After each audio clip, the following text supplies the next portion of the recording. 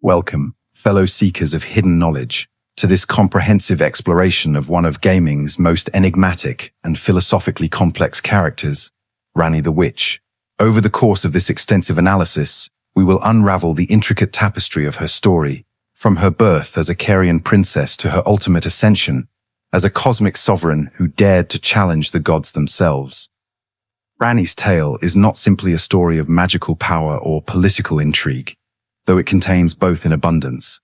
It is fundamentally a narrative about freedom, the lengths one must go to achieve it, the sacrifices required to maintain it, and the wisdom necessary to wield it responsibly. Her journey forces us to confront uncomfortable questions about the nature of destiny, the ethics of rebellion, and the price of liberation. In the misty highlands of northwestern Liurnia, where ancient sorceries still crackle through the air and moonlight bathes crumbling towers in ethereal radiance, stands Carian Manor. This noble estate represents more than mere aristocratic prestige. It embodies a magical tradition that predates the Golden Order itself, a lineage of lunar sorcerers whose power once rivaled even the demigods in their influence over the lands between. It was here, in these halls where starlight and stone converge, that Ranni was born to two of the most formidable figures of her age. Her mother, Renala, was Queen of the Full Moon, a sorceress of such extraordinary capability that she could bewitch entire armies with her lunar magic. As headmaster of the Academy of Raya Lucaria, Renala commanded respect from scholars and warriors alike, her mastery of cosmic sorcery is unmatched by any contemporary practitioner. Renala's power was rooted in something far older than the Erd Tree's golden light. The moon she served had illuminated the world long before the Greater Will cast its gaze upon the lands between, and the sorceries she wielded drew upon celestial forces that existed beyond the reach of the Golden Order's authority. This connection to powers outside the established cosmic hierarchy would prove profoundly significant in shaping her daughter's eventual path. Ranni's father, Radagon, was equally formidable, though in a very different manner, a champion of the Golden Order. Distinguished by his distinctive red hair and unmatched prowess in battle, Radagon represented the martial and ideological strength of the reigning cosmic power. His devotion to the Golden Order was absolute, his faith in its righteousness unshakable. That such a man would marry Renala, a practitioner of sorceries that predated his beloved order, speaks to the complex political landscape of the era. The union of Radagon and Renala was more than a marriage. It was a confluence of magical traditions, a meeting of old and new, lunar and solar, academic inquiry, and religious devotion. From this extraordinary pairing came 3 children, each inheriting aspects of both parents' remarkable natures. Ranni herself, her brother Radahn, who would become the mighty Starscourge general, and Rykard, who would eventually transform into the blasphemous god-devouring serpent. Ranni's early years were shaped by this unique dual heritage. From her mother, she inherited an intuitive understanding of cosmic forces, the movement of stars, the pull of tides, the subtle influence of celestial bodies upon terrestrial events. She learned to perceive reality as something fluid and mutable, governed by forces that could be studied, understood, and potentially manipulated by those with sufficient knowledge and will. From her father, she gained an appreciation for structure, discipline, and the power of unwavering conviction.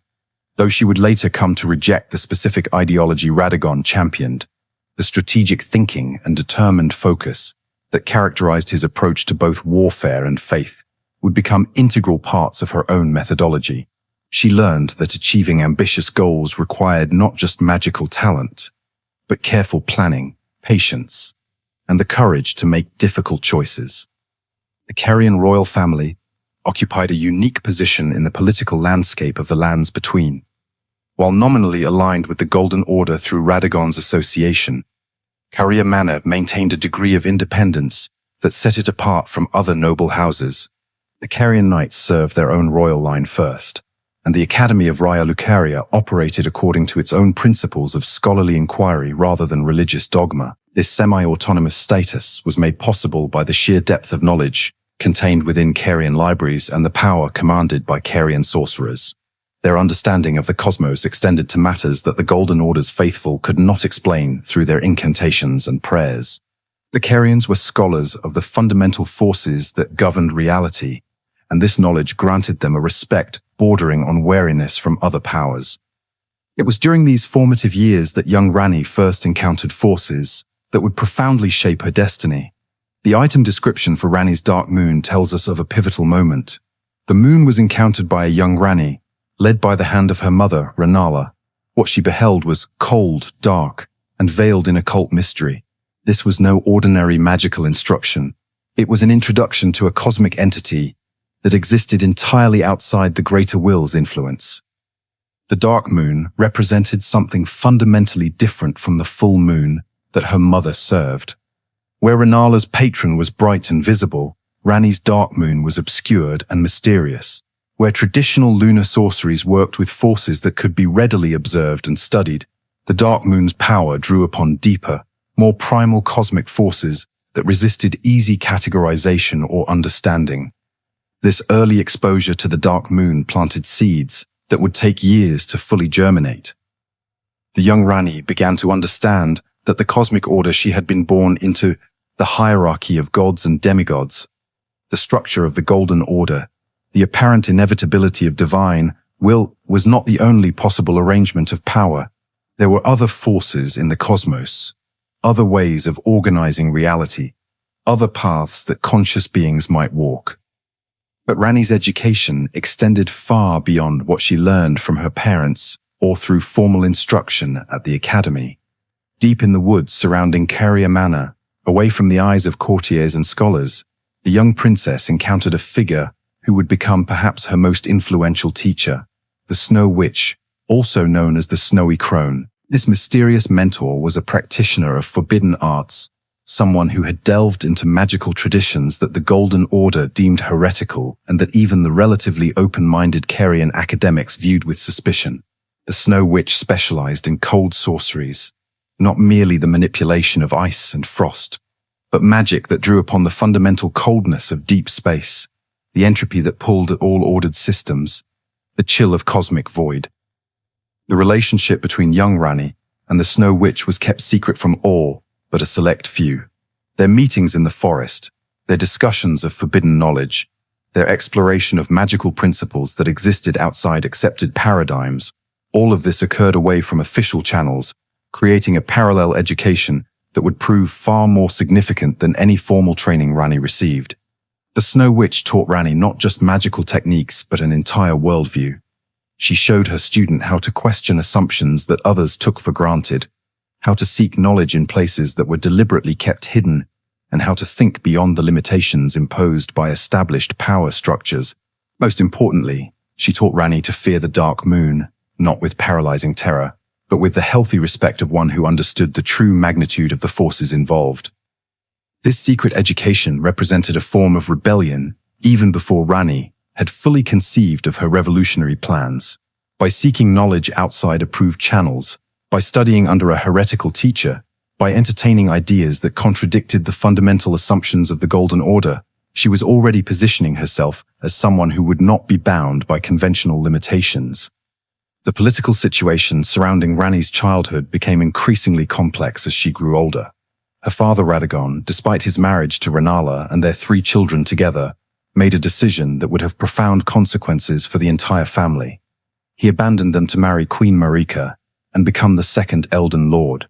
This was not merely a personal betrayal, it was a political earthquake that reshaped the power dynamics of the entire realm. Radagon's departure devastated Rennala, emotionally and psychologically.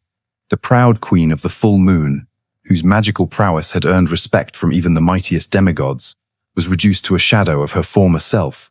She retreated into obsessive study of an amber egg given to her by Radagon, her brilliant mind fragmenting as she attempted to cope with the loss of her husband and the dissolution of her family. For Ranni, watching her mother's decline must have been a formative trauma. Here was a woman of immense power and intelligence, brought low not by superior force or magical defeat, but by the machinations of the very cosmic order that her husband served. The lesson was clear. Power within the existing system provided no real protection against the whims of those who controlled that system. True security, true freedom, required something more fundamental. It required changing the system itself. The political implications of Radagon's ascension to Elden Lord extended beyond personal tragedy. By marrying Queen Marika, he elevated his children with Rennala to the status of demigods, making them step-siblings to Marika's existing children, Godwyn the Golden, Morgott, and Mohg. Later, Radagon and Marika would have 2 more children together, the twin demigods Miquella and Malenia. This complex web of family relationships created a political environment of extraordinary intricacy.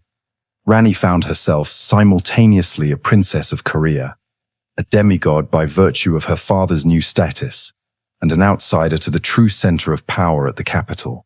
She was close enough to the heart of the Golden Order to understand its workings intimately, but distant enough to see its flaws and contradictions clearly. Most significantly, Ranni's elevation to demigod status brought her to the attention of the Two Fingers, those mysterious entities that served as intermediaries for the greater will. They identified her as an Empyrean, a being capable of hosting the Elden Ring and serving as a vessel for the greater will's power. This designation would prove to be both a recognition of her extraordinary potential and a cosmic prison from which she would spend years planning her escape. To truly understand Ranni's transformation from Carian princess to revolutionary witch, we must delve deeper into the profound influence of her secret mentor, the Snow Witch. This enigmatic figure represents one of the most intriguing mysteries in Ranni's entire story, a shadow from a forgotten past, whose teachings would eventually reshape the cosmic order itself. The Snow Witch was no ordinary practitioner of magic. She was described as a heretical witch who practiced forbidden sorceries deep within the woods surrounding Caria Manor, far from the watchful eyes of both the Golden Order's faithful and the academic establishment of Raya Lucaria. The term heretical is particularly significant. It suggests that her magical practices stood in fundamental opposition to accepted traditions, whether those of the Golden Order's incantations or even the established Carian sorceries. Her mastery of cold sorceries was legendary among those few who knew of her existence. While Rennala commanded the full moon, and the Academy taught stellar sorceries focused on gravity and cosmic forces, the Snow Witch specialized in something altogether different, the magic of deep cold, the kind of fundamental chill that comes not from winter weather, but from the void between stars, from the empty spaces where entropy reigns supreme. This was not merely elemental magic in the conventional sense. The cold that the Snow Witch commanded represented something more primal and more terrifying, the eventual heat death of the universe, the gradual decay of all ordered systems, the fundamental tendency of reality toward dissolution and chaos. To master such forces required not just technical skill, but a fundamental understanding of cosmic principles that most sorcerers never dared to contemplate. The location of Ranni's secret lessons is deeply symbolic. Deep in the woods, away from civilization's structures and hierarchies, teacher and student met to discuss ideas and explore magical principles that would be deemed dangerous or heretical in more public settings. These forest meetings represented a space of intellectual freedom, where questions could be asked without fear of censure, and knowledge could be pursued for its own sake, rather than for the service of established powers. The content of the Snow Witch's teachings went far beyond simple spellcraft or magical technique. She taught Ranni to fear the dark moon, but this fear was not the cowering terror of the weak before the strong. Instead, it was the healthy respect of one who truly understood the magnitude of the forces she was learning to engage with. The dark moon represented power on a scale that dwarfed even the greater will, but it was also capricious, alien, and potentially devastating if not approached with appropriate caution. This lesson in respectful fear was crucial to Ranni's development. Many who seek power become consumed by their own ambition, believing themselves capable of controlling forces that ultimately overwhelm them. The Snow Witch ensured that her student understood the true nature of cosmic power, that it could be channeled and directed, but never truly controlled in any absolute sense.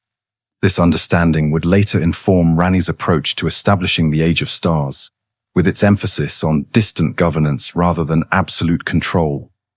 The Snow Witch also taught Ranni something that was perhaps even more valuable than magical knowledge. She taught her how to think. Where the Golden Order encouraged acceptance of divine will, and the Academy promoted scholarly analysis within established frameworks, the Snow Witch showed Ranni how to question fundamental assumptions, to imagine alternatives to what seemed inevitable, and to conceive of possibilities that others could not even envision. This training in revolutionary thought was perhaps the most subversive thing the Snow Witch imparted. She taught Ranni to see the cosmic order not as a natural law but as a contingent arrangement, something that existed in its current form because of specific historical circumstances rather than inherent necessity. This insight opened up radical possibilities. If the current order was contingent rather than necessary, then it could be changed, replaced, or even abolished entirely. The Snow Witch's appearance has been preserved through Ranni's later choices, creating an unexpected form of immortality for this forgotten teacher. When Ranni created her doll form after abandoning her original body, she chose to model it after her beloved mentor. The armor set description tells us that the Snow Witch was an elderly woman dressed in clothing as white as snow itself, wearing a heavy cloak of grey furs. The fact that Ranni's doll form possesses 4 arms raises intriguing questions about the Snow Witch's own nature. Did the original mentor have 4 arms, suggesting she was not entirely human? Or was this modification Ranni's own innovation, designed to enhance her capabilities for complex spellcasting? The ambiguity itself is significant. It suggests that the Snow Witch existed on the boundaries between human and something else, between conventional magical practice and something more primal and alien. The Snow Witch's influence can be traced through Ranni's entire approach to problem-solving. Where others might have accepted their fate as Empyreans or sought to work within the existing system to gain power, Ranni learned to think in terms of complete transformation. She didn't just want to climb the ladder of the cosmic hierarchy. She wanted to replace the ladder entirely with something fundamentally different. This revolutionary mindset manifested in Ranni's willingness to operate in the shadows, to use deception and misdirection, and to make sacrifices that others would find unthinkable.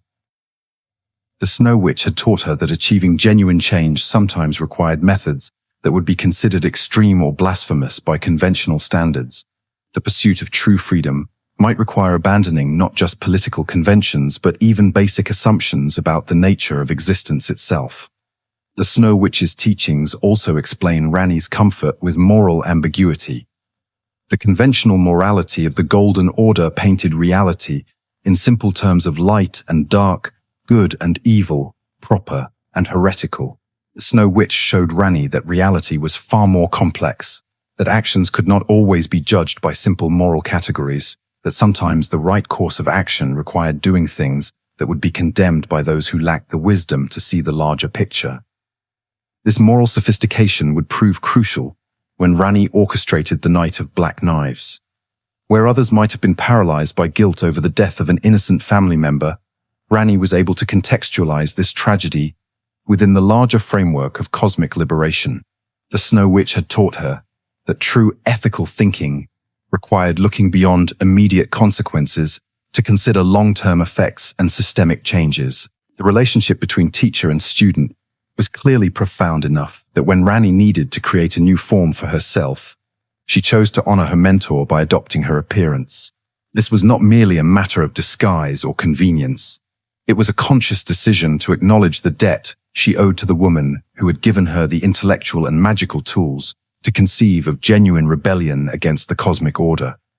The Snow Witch's legacy lives on not just in Ranni's appearance, but in her entire philosophical approach, where the Golden Order offered eternal service to divine will, and other traditions offered various forms of enlightenment or power within existing cosmic structures. The Snow Witch had taught Ranni to envision something entirely different. A cosmos where mortals could determine their own fate, free from interference by any outer gods. The influence of these teachings can also be seen in the allies Ranni later gathered around her. Like their mistress, many of them were practitioners of unconventional or forbidden arts. Preceptor Seluvis was a master of puppet magic, creating artificial beings that served his will. War Counselor Egi was a troll who had achieved a level of intelligence and sophistication far beyond what most expected of his kind. Even Blaidd, though initially assigned as her shadow by the Two Fingers, came to serve Ranni's vision rather than his original purpose. The Snow Witch had shown Ranni that valuable knowledge and worthy allies could be found outside the established channels of power. She had taught her student to judge individuals by their capabilities and commitment, rather than their social status or adherence to conventional norms. This openness to unconventional alliances would prove crucial to Ranni's success, allowing her to build a network of support that transcended traditional factional boundaries. Perhaps the most important lesson the Snow Witch taught was about the nature of sacrifice. She showed Ranni that true transformation could not be achieved without giving up something precious. For the Snow Witch herself, this had meant living in exile, practicing forbidden arts, and ultimately fading into obscurity, remembered by few and honored by fewer still. For Ranni, the lesson was clear. Achieving genuine freedom would require sacrifices of similar magnitude. She would need to abandon her physical form, orchestrate events that caused suffering to countless people, and spend years working in shadows toward goals that might never be fully realized. The Snow Witch had prepared her student to pay these prices, to accept that the pursuit of cosmic liberation required costs that would seem unbearable to those of lesser commitment. The timing of Ranni's education under the Snow Witch is also significant. These secret lessons occurred during the same period when she was being groomed for her role as an Empyrean, when the Two Fingers were beginning to take an interest in her development, and when the political situation was becoming increasingly complex. The contrast between her official education and her secret lessons must have been stark, one preparing her to serve the greater will, the other opening her mind to possibilities that lay entirely outside that cosmic order. The Snow Witch's influence explains Ranni's later comfort with existing in liminal spaces, neither fully within the system nor entirely outside it, neither completely alive nor truly dead, neither bound by conventional morality nor freed from all ethical constraints. She had learned from her mentor to occupy these threshold positions, to use the contradictions and ambiguities of existence as sources of power rather than seeing them as problems to be resolved. The transition from Carian princess to potential god was not a simple elevation of status for Ranni. It was the moment when the true weight of cosmic politics settled upon her shoulders with crushing force. Being designated as an Empyrean by the Two Fingers was presented as the highest honor imaginable, the recognition of her extraordinary potential and her fitness to serve as a vessel for divine power. But for someone of Ranni's intelligence and independence, it quickly revealed itself as the most elegant and inescapable of prisons. The concept of Empyreans in the world of Elden Ring is complex and multifaceted. These are not simply powerful individuals or talented magic users. They are beings specifically chosen or destined to serve as vessels for the Elden Ring itself, to become conduits through which an outer god can impose its will upon the world. To be an Empyrean means to be capable of hosting the fundamental force that governs reality in the lands between, to potentially become a god in service to powers beyond mortal comprehension. The Two Fingers, those mysterious intermediaries of the greater will, identified certain characteristics in Ranni that made her suitable for this role. Her immense magical talent was certainly a factor, as was her royal bloodline and her connection to both the established order through her father and the older magical traditions through her mother. But there was something else, something deeper that marked her as Empyrean material, a fundamental compatibility with divine power that few possessed. This designation appeared to open extraordinary possibilities before her. As an Empyrean, Ranni was marked as a potential successor to Queen Marika herself, someone who might one day wield the Elden Ring and shape the very order of reality. The status brought privileges and recognition, access to knowledge and resources that were denied to ordinary demigods, and a position of significance in the cosmic hierarchy that transcended mere political power. But with this designation came restrictions that would chafe against Ranni's independent nature. Empyreans were not free agents. They were instruments of divine will, expected to serve the greater will's vision for the world without question or deviation. The role of a god in the Elden Ring universe is not one of unlimited power and freedom, as mortals might imagine, but rather one of eternal service to forces beyond mortal comprehension. Most significantly, each Empyrean was assigned a shadow, a powerful guardian created specifically to protect them, but also to ensure their loyalty to the cosmic order. Ranni's shadow was Blaidd the Half-Wolf, a being of immense strength and seemingly unwavering devotion. On the surface, Blaidd appeared to be the perfect loyal companion, intelligent, powerful, and utterly dedicated to Ranni's welfare. But the true nature of shadows was far more sinister than it first appeared. These beings were designed with a hidden purpose, a fail-safe mechanism built into their very essence. While they would indeed protect their Empyrean charges from external threats, they were also programmed to turn against them if they ever strayed from the path ordained by the greater will. This meant that even an Empyrean's most trusted companion could become their executioner if they showed signs of rebellion against the cosmic order. The psychological implications of this arrangement were profound and deeply disturbing. Imagine discovering that your closest friend and protector was also your potential assassin, ready to strike you down the moment you stepped out of line. For someone like Ranni, who valued autonomy and independence above all else, this knowledge must have been particularly galling. It represented the ultimate expression of the greater will's desire for control not just over her actions, but over her relationships and emotions as well. Ranni's response to this situation reveals much about her character and her intellectual capacity. Rather than accepting the role thrust upon her, or attempting to work within its constraints to gain what freedom she could, she began to plan something unprecedented, a complete rejection of her Empyrean status and the cosmic order it represented. This was not mere rebellion against specific policies or objectionable practices. It was a fundamental challenge to the nature of reality itself. The education she had received from the Snow Witch proved crucial during this period of realization and planning. While others might have seen the Empyrean designation as an inescapable fate, something woven into the fabric of destiny itself, Ranni had been taught to think beyond the constraints that limited most beings. The Snow Witch had shown her that even the will of gods was not absolute, that there were other powers in the cosmos, and that transformation was possible for those bold enough to attempt it.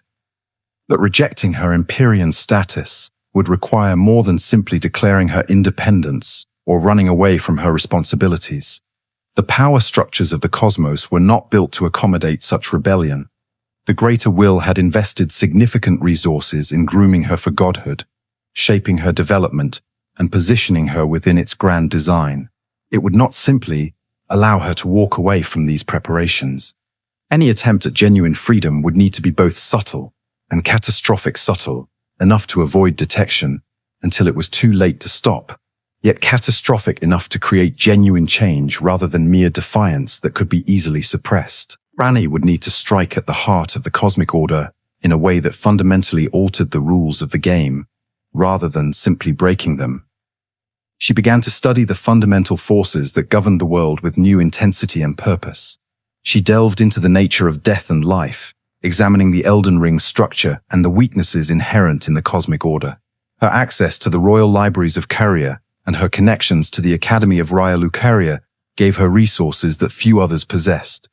More importantly, her status as an Empyrean gave her insights into the workings of divine power that would have been impossible for others to obtain. It was during this period of intense study and careful planning that Ranni first conceived of the plan that would eventually become known as the Night of Black Knives. But this was not a sudden inspiration or impulsive reaction. It was the culmination of years of careful research and painstaking analysis. She needed to find a way to escape her fate that would be both effective and irreversible, something that would free her from the greater will's control, while simultaneously opening up new possibilities for the future. The key insight came from her understanding of the Rune of Death, also known as Destined Death. This fundamental force had been removed from the Elden Ring by Queen Marika and entrusted to her shadow, Malekith the Black Blaidd. The official reason for this action was to grant immortality to the inhabitants of the lands between, to create an age where death was no longer a threat to the established order and the cycle of life and rebirth could be carefully controlled. But Ranni realized that the absence of death was also what made the cosmic order so inflexible and resistant to change. Without the possibility of true endings, there could be no genuine new beginnings. The removal of death from the world had created a kind of stagnation, a frozen moment in cosmic time where change became nearly impossible.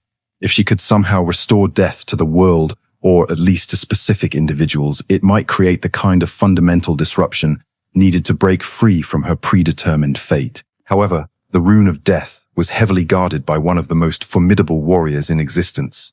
Any direct attempt to steal it would immediately mark her as a traitor to the cosmic order, bringing down upon her the full might of the Golden Order's forces. She needed a plan that would be both bold and subtle, something that would achieve her goals while maintaining plausible deniability about her involvement. The solution she devised was as brilliant as it was ruthless. Rather than attempting to steal the entire rune of death, which would be impossible anyway, she would take only a fragment of it, just enough to serve her purposes without completely destabilizing the cosmic order prematurely. This fragment would be used to create weapons capable of killing even gods, the black knives wielded by Numen assassins. But the target of these weapons would not be her enemies or obstacles to her ambition. Instead, in a move of stunning strategic boldness, she planned to target herself, and through a carefully orchestrated ritual, her stepbrother Godwyn as well. This dual assassination would serve multiple purposes simultaneously, each layer of the plan supporting and reinforcing the others. The plan required perfect timing and precise execution. Both she and Godwyn would need to die at exactly the same moment, but in fundamentally different ways. Godwyn would die in soul while his body lived on, becoming what would later be known as the Prince of Death. Ranni would die in body while preserving her soul, allowing her to transfer her consciousness into an artificial form of her own choosing. This split death would fracture the rune of death itself, creating two half-wheels instead of a complete circle. The curse mark of death would be imprinted upon both of them, marking them as the first demigods to experience mortality since the removal of death from the world. But more importantly, it would free Ranni from her obligations as an Empyrean, while giving her the tools she needed to pursue an alternative path to godhood. The choice to involve Godwyn in her plan was not made lightly. Despite being step-siblings through their father's remarriage, they had little personal relationship. Godwyn was Queen Marika's firstborn and most beloved child, the perfect embodiment of the Golden Order's ideals, noble, powerful, and utterly devoted to the system that had elevated him. He represented everything that Ranni had come to see as problematic about the cosmic order. But Godwyn's death would serve multiple purposes beyond simply providing the other half of the ritual. It would devastate Queen Marika emotionally, potentially driving her to actions that would further destabilize the cosmic order. It would also remove one of the most powerful supporters of the existing system, creating a power vacuum that could be exploited later. And perhaps most importantly, it would demonstrate to the entire realm that even the most favored children of the gods were not truly immortal, that the promises of the Golden Order were ultimately hollow. The psychological toll of planning such an action cannot be underestimated. Ranni was orchestrating not just her own death, but the murder of an innocent family member, someone who had done nothing to deserve such a fate. The fact that she was willing to pay such a price speaks to both her determination and her understanding of what was at stake. From her perspective, the death of one demigod, even an innocent one, was a small price to pay for the liberation of all mortal life from the tyranny of the outer gods. But perhaps most remarkably, Ranni managed to maintain her facade throughout this entire period of planning and preparation. To outside observers, she appeared to be a dutiful potential successor, someone who was preparing for the possibility of eventual godhood with appropriate seriousness and dedication. Her magical studies seemed like natural preparation for divine responsibilities. Her political activities appeared to be those of a responsible royal heir managing complex relationships and alliances. Even her closest companions had no idea of the revolutionary thoughts taking shape in her brilliant mind. This ability to maintain multiple layers of deception while pursuing a goal of almost unprecedented ambition speaks to Ranni's exceptional intelligence and emotional control. She was playing a game of cosmic politics where a single mistake could result not just in her own destruction, but in the elimination of any possibility of genuine change for countless generations to come. In the annals of the lands between, few events have had such profound and lasting consequences as the Night of Black Knives. This single evening of coordinated assassination would shatter the established order, set in motion the events leading to the shattering war, and ultimately create the conditions necessary for Ranni's long-term plan to succeed. But to understand the true significance of this night, we must examine not just what happened, but how it was orchestrated, why it was necessary, and what it reveals about Ranni's character and capabilities. The preparation for this night had taken years of careful planning and resource gathering. Ranni could not simply steal a fragment of the Rune of Death and hope for the best. She needed to ensure that the ritual would work perfectly, that the assassins would be able to complete their tasks successfully, and that she herself would survive the transformation from living being to disembodied soul, housed in an artificial form. The first major challenge was obtaining the fragment of the Rune of Death itself. This fundamental force had been sealed away by Queen Marika and entrusted to Malekith the Black Blaidd, one of the most powerful beings in the lands between. Malekith was not just a guardian, he was the very embodiment of destined death, a creature whose entire existence was devoted to keeping mortality locked away from the world. His power was legendary, his vigilance unwavering, and his loyalty to Marika absolute. Stealing from Malekith required not just courage but a deep understanding of his nature and the forces he commanded.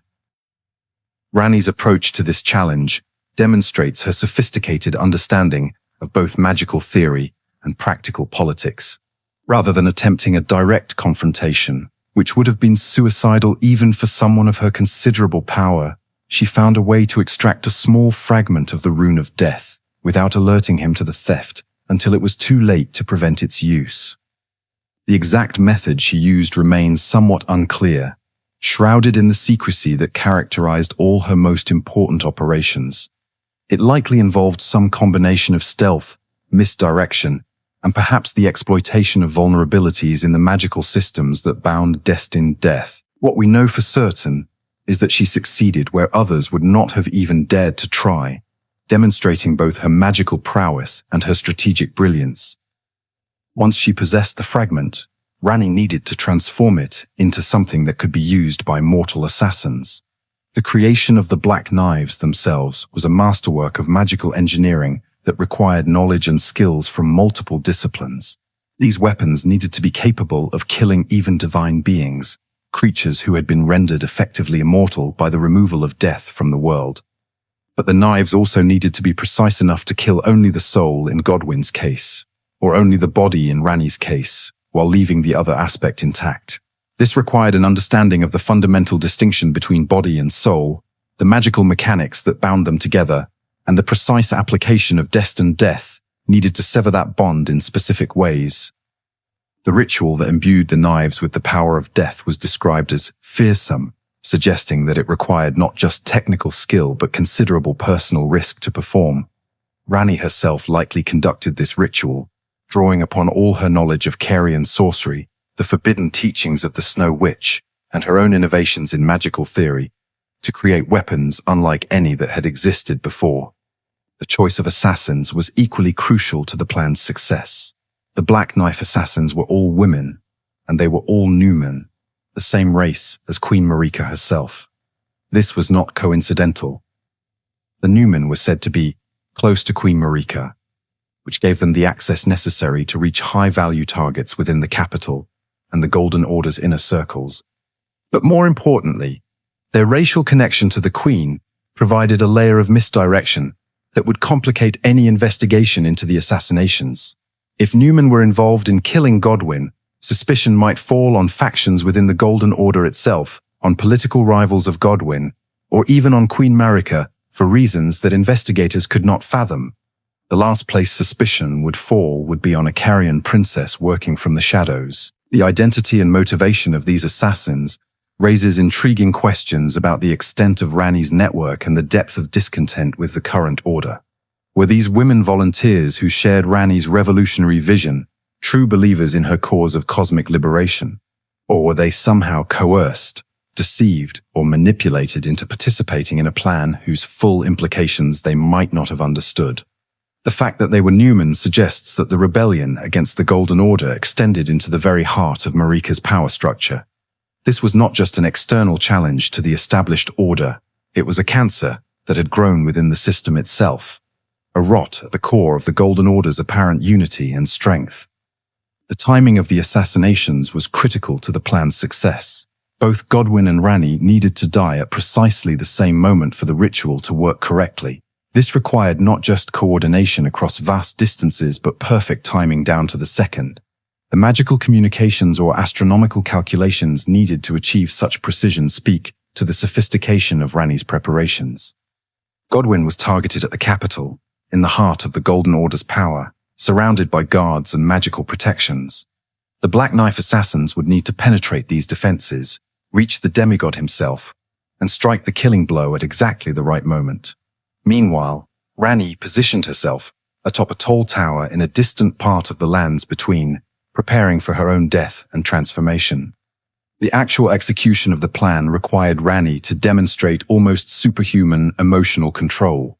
She needed to orchestrate her own death while maintaining the composure necessary to transfer her soul into the prepared doll body. This was not simply a matter of magical technique. It required her to face her own mortality with absolute calm, while simultaneously managing the complex magical processes that would preserve her consciousness in a new form. The moment of death itself must have been extraordinary. As the black knife fell upon her flesh, severing her soul from her body, Ranni would have experienced something that no one had felt in the lands between for countless ages. True mortality, the absolute ending of physical existence. In that moment, she was more vulnerable than she had ever been, her very existence hanging by the thinnest of threads as her consciousness struggled to transfer into its new vessel. Simultaneously, hundreds of miles away, Godwyn experienced his own death, but in reverse. His soul was slain while his body lived on, creating a being that was neither alive nor dead but something altogether more terrible. The Prince of Death would become a source of corruption and undeath that would spread throughout the lands between, affecting not just him but creating an entire category of beings known as those who live in death. The immediate aftermath of the assassinations sent shock waves throughout the lands between. Godwyn's death was particularly traumatic because it was the first time in living memory that a demigod had died. The inhabitants of the realm had grown accustomed to the immortality granted by the absence of the rune of death, and the sudden return of mortality created a fundamental crisis of confidence in the established order. Queen Marika's reaction to her firstborn son's death was exactly what Ranni had anticipated, or perhaps even more extreme than she had dared to hope. The grief-stricken queen shattered the Elden Ring itself, an act that would have seemed impossible before this night. This was not just an emotional response to personal tragedy. It was a practical reaction to the realization that the cosmic order she had devoted her existence to maintaining was fundamentally flawed. If even demigods could be killed, if even the most beloved children of the gods could fall to mortal weapons, then the promise of eternal security under the Golden Order was revealed as a lie. The removal of death had not created true immortality. It had merely delayed the inevitable, while creating a stagnant, unchanging world. Marika's shattering of the Elden Ring was both an act of despair and an implicit acknowledgement that the old order had failed. The shattering of the Elden Ring created exactly the conditions that Ranni needed for the next phase of her plan. With the fundamental organizing principle of reality broken into fragments, the rigid hierarchies of the Golden Order began to collapse. The various demigods claimed shards of the ring for themselves, leading to the conflicts that would become known as the Shattering War. In the chaos that followed, Ranni was able to operate with relative freedom, pursuing her own agenda while others were distracted by more immediate concerns.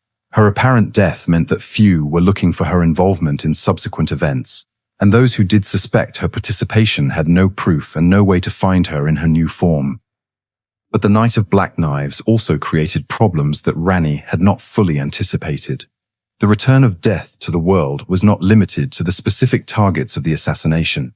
Godwyn's spiritual death created a new form of undeath that began to spread throughout the lands between like a plague, affecting not just him but manifesting in various corrupted forms across the realm.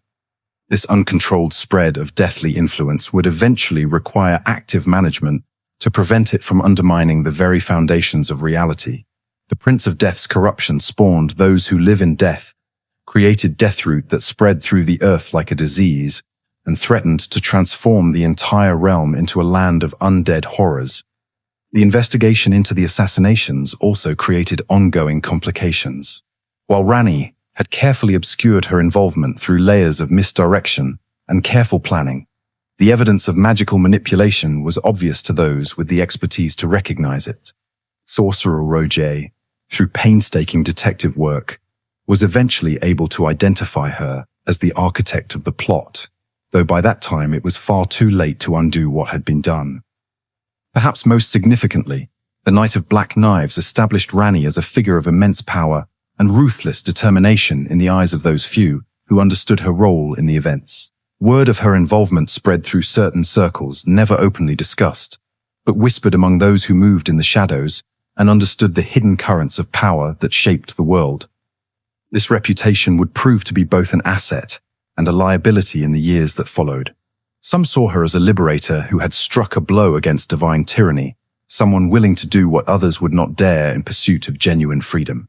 Others viewed her as a dangerous revolutionary who threatened the stability of the world, someone whose ambitions could lead to catastrophe on a cosmic scale. The psychological impact of the night on Ranni herself should not be underestimated. She had successfully executed the most audacious plan in the history of the lands between, achieving what no one else had even conceived as possible. But the cost had been enormous: her own physical body, an innocent family member's life, and the suffering of countless people caught up in the chaos that followed. The transformation from living princess to animate doll marked the beginning of the most complex and precarious phase of Ranni's grand design. No longer bound by the limitations of mortal flesh or the expectations associated with her royal position, she was theoretically free to operate in the shadows, building the network of allies and resources she would need for the challenges ahead. But this freedom came at a price that extended far beyond the physical.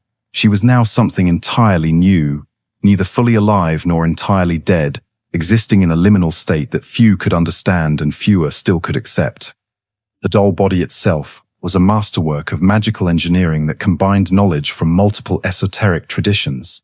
Created in the likeness of her beloved mentor, the Snow Witch, it possessed forearms that allowed for more complex spellcasting and manipulation of magical energies simultaneously.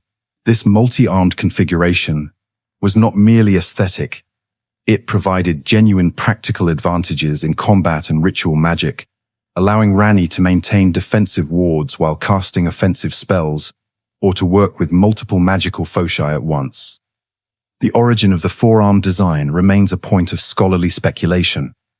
Some suggest the Snow Witch herself possessed this unusual configuration, while others theorize Ranni enhanced the design, drawing inspiration from the marionette soldiers used throughout Liurnia magical constructs that similarly possess forearms for wielding multiple weapons. What's certain is that this form proved highly effective for Ranni's purposes. The pale blue skin and flowing hair were not merely aesthetic choices either. They reflected her new nature as a being touched by cosmic forces beyond normal human experience, someone who existed partially outside the natural order. The sealed left eye bore an azure sigil, a mark of her connection to lunar powers and perhaps a safeguard against certain forms of magical detection or scrying. This closure of one eye while maintaining the other open creates a powerful symbolic resonance. Ranni had chosen to see the world through a new perspective, to close off certain forms of perception in favor of others more aligned with her revolutionary goals. But the most remarkable aspect of the doll was its ability to house Ranni's complete consciousness without degradation or loss of function. This was not mere automation or artificial intelligence of the kind that Seluvis might create in his puppets. It was genuine transference of a living soul into an artificial form, maintaining all memories, personality traits, and magical abilities intact. The magical processes required for such a feat were likely unprecedented in the lands between. Ranni had to draw upon knowledge from multiple traditions: Carian sorcery's understanding of consciousness and souls, the Snow Witch's teachings about cold magic and the preservation of essence, and perhaps innovations that Ranni developed herself through years of dedicated research and experimentation. The fact that she not only survived the transfer, but retained all of her faculties, speaks to her extraordinary mastery of forces that most would consider impossible to control. Many who attempt such transformations lose essential aspects of themselves in the process, becoming hollow shells or mad remnants of their former selves. Ranni emerged fully intact, her mind perhaps even sharper, for being freed from the biological limitations of a mortal brain. The early years following the Knight of Black Knives were marked by careful observation and strategic patience. Ranni needed to allow the immediate chaos to play out, to let the various factions and powers of the lands between reveal their responses and positions before making her next move. The shattering war provided excellent cover for her activities. With the various demigods fighting over fragments of the Elden Ring, few had the time or resources to investigate the mysterious disappearance of the Lunar Princess. During this period, Ranni began to gather the allies who would prove crucial to her ultimate success. War Counselor Ig, a troll of exceptional intelligence and loyalty, became her primary advisor and logistical coordinator. Trolls were generally viewed as simple creatures of brute strength, but Ig had somehow transcended these limitations to achieve a level of intellectual sophistication that rivaled the greatest human scholars. His understanding of both practical politics and magical theory made him invaluable in planning the complex operations that lay ahead. More importantly, his unwavering devotion was to Ranni personally rather than to any cosmic order or abstract principle. He had chosen to serve her vision of the future, and this choice made him one of the few beings she could trust completely with the full scope of her plans. Preceptor Seluvis represented a very different type of ally one, whose usefulness was matched by his potential danger. A master of puppet magic and transformation sorceries, Seluvis possessed knowledge that Ranni needed for various aspects of her work. His understanding of how to bind consciousness to artificial forms, how to manipulate the boundary between life and death, and how to create servitors that could act independently while remaining under control. All of this was relevant to Ranni's own condition and goals. But Seluvis was also thoroughly untrustworthy, always looking for opportunities to advance his own interests at others' expense. His personal agenda, which involved creating an entire collection of puppet slaves for his own gratification and amusement, was deeply disturbing and ran counter to Ranni's vision of liberation and freedom.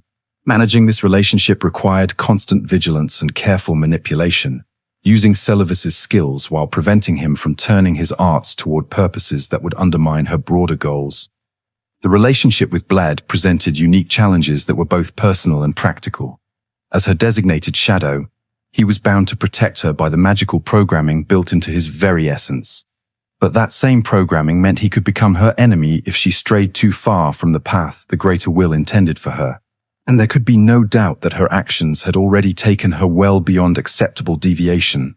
She had orchestrated the death of a demigod, abandoned her Empyrean status, and was actively working to overthrow the cosmic order. Ranni's solution to this problem demonstrates her sophisticated understanding of both magical mechanics and psychology, rather than simply trying to avoid triggering Blaidd's hidden programming, which would eventually activate regardless of her caution. She worked to strengthen his personal loyalty to her. She created emotional bonds, shared experiences, and genuine friendship that might override his cosmic programming when the crucial moment arrived. This approach was not guaranteed to succeed. The Two Fingers magic was powerful and specifically designed to overcome personal loyalties when they conflicted with cosmic duties. But it was the only strategy that offered any hope of preserving the relationship while pursuing her revolutionary goals. The fact that she made the attempt, despite knowing it might ultimately fail, speaks to her genuine affection for Blaidd and her reluctance to simply treat him as another disposable tool in her grand design. But perhaps the most important development during this period was Ranni's adoption of the alias Renna. This identity allowed her to interact with the wider world without revealing her true nature, giving her the freedom to gather information, make contacts, and influence events from behind the scenes. The choice of this name suggests a deep connection to her past. Many scholars of the lore believe Renna was the true name of the Snow Witch mentor, whose appearance Ranni had adopted for her doll form, though this remains unconfirmed. The Renna persona served multiple purposes beyond simple disguise. It allowed Ranni to test potential allies without revealing the full scope of her plans, to gather intelligence about the changing political situation without drawing attention to herself, and to begin building the reputation that would eventually attract the tarnished champion she needed. The fact that she chose to present herself as a witch rather than hiding her magical nature entirely suggests that she was already beginning to think about the kind of follower she would eventually need, someone who would be attracted to power and mystery rather than repelled by them. someone who could look beyond conventional categories and see the potential in unconventional alliances. One of the most significant challenges during this period was managing the ongoing consequences of the Night of Black Knives. The spread of Deathroot from Godwyn's corrupted body was creating instability throughout the lands between, manifesting as undead creatures, areas of spiritual contamination, and a general weakening of the barriers between life and death. While this chaos served Ranni's purposes by keeping the established authorities distracted and creating conditions of instability that made revolutionary change more possible, it also threatened to spiral out of control in ways that could undermine her long-term goals. If the spread of death and undeath became too severe, it might render the lands between uninhabitable, destroying the very world she was trying to liberate. Ranni's response to this challenge demonstrates her pragmatic approach to unintended consequences, rather than trying to completely suppress the effects of Godwyn's undeath, which would have been impossible anyway, and might have drawn unwanted attention to her role in creating the situation. She found ways to channel and control them where possible, while accepting that some level of chaos was inevitable in any revolutionary transformation. The doll form also provided Ranni with unique capabilities that proved crucial to her long-term planning. Her artificial body did not age, tire, or require sustenance in the same way as a mortal form. This allowed her to maintain continuous vigilance over her plans, to study and experiment without the normal limitations of human endurance, and to make strategic decisions with a timeline that extended far beyond normal human lifespans. She could afford to be patient in ways that mortals could not, to wait decades or even centuries if necessary for the right circumstances to align. This temporal advantage was perhaps one of the most significant benefits of her transformation, allowing her to think and plan on truly cosmic timescales rather than being limited by the urgency of a mortal lifespan. But perhaps most importantly, the doll form allowed Ranni to exist partially outside the normal rules that governed interaction with cosmic forces. The greater will's influence was designed to work on living beings with souls naturally bound to physical forms. Ranni's artificial existence created a kind of blind spot in these cosmic systems, a gap in the surveillance and control mechanisms that the outer gods used to maintain their dominion. This freedom came with its own costs, however. The doll body, while impressive, was still a limitation compared to her original form in some ways. It required periodic maintenance and adjustment, was vulnerable to certain types of damage that would not have affected her natural body, and imposed some restrictions on the types of magic she could perform effectively. More significantly, the artificial nature of her existence meant that she was increasingly isolated from normal human experience. The physical sensations, emotional rhythms, and biological imperatives that shape mortal consciousness were now absent or greatly diminished. This made it more difficult to maintain the emotional connections that had once grounded her, to empathize with the concerns of ordinary people, and to remember what it felt like to be truly mortal. The isolation was perhaps the greatest challenge of this period. Cut off from her family, her homeland, and even her own original identity, Ranni had to rely entirely on her own resources and the small circle of allies she had carefully cultivated. The psychological strain of maintaining multiple deceptions while pursuing goals of unprecedented ambition would have broken most beings, but Ranni's determination never wavered.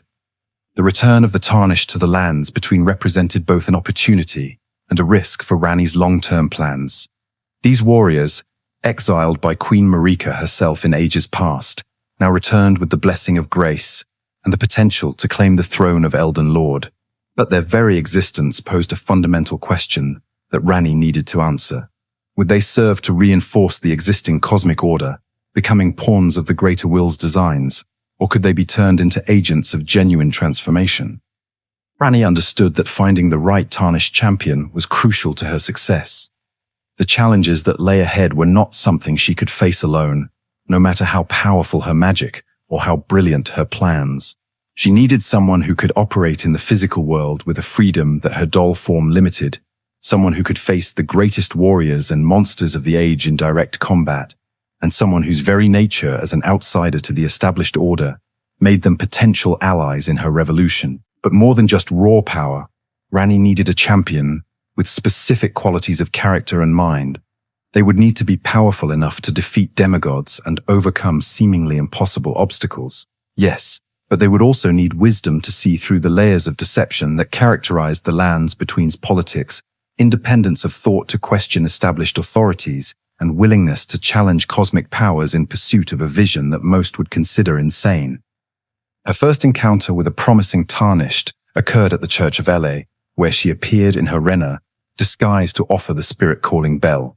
This seemingly simple gift was actually a sophisticated test designed to evaluate both the Tarnished's magical potential and their willingness to accept power from unconventional sources. The bell itself held special significance, according to Ranni. It had once belonged to Torrent's previous master, connecting the Tarnished to a network of relationships that Ranni had been cultivating, though the identity of this former master remains one of the quest's enduring mysteries. The identity of Torrent's previous master remains one of the intriguing mysteries surrounding Ranni's operations. The spectral steed was clearly more than just a mount. It was a symbol of legitimacy, a tool for evaluating potential champions, and perhaps even a means of magical communication or surveillance.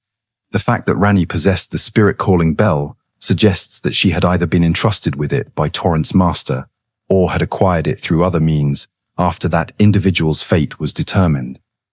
The Church of La encounter also demonstrated Ranni's sophisticated understanding of psychology and motivation. Rather than approaching the Tarnished directly with her true identity and agenda, which would have been premature and potentially counterproductive, she chose to present herself as a helpful stranger offering useful tools. This approach served multiple purposes simultaneously. It allowed her to evaluate the Tarnished's character and capabilities without revealing her own vulnerabilities or the full scope of her plans. It created a sense of debt and obligation that could be called upon later when she needed their active cooperation. And it began the process of drawing the Tarnished into her network of relationships and dependencies, making them gradually more invested in her success, even before they fully understood what that success might entail.